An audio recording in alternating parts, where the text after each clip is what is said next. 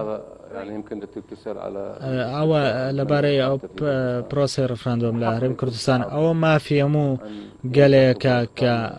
أو كده يخوي أهل بجرو برير اللي صار دائما بابند بمدى السورة ولا ما كاتيشتا ينمو لدى هند بشكل ك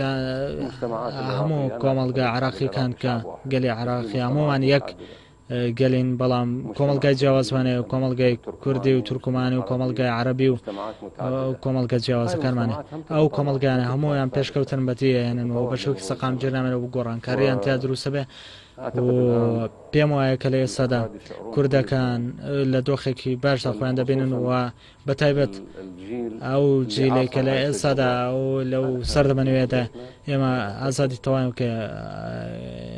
هي كابرامان جلال طالباني كفؤاد معصوم كالياسات السروكة ووزارة السياسة كان كلنا كردن وشيعة جبا ما شو كلا بيشو داو نبو لا بروسيس سياسي بلام ليس لا بروسيس سياسي عراق دا لبر او عراق بوهمو عراقي كان والتكري عند جوازيه بلنوانا لسر وزارتك ياخذ لسر عند بابت بلام عراق بوهمو عراقي كان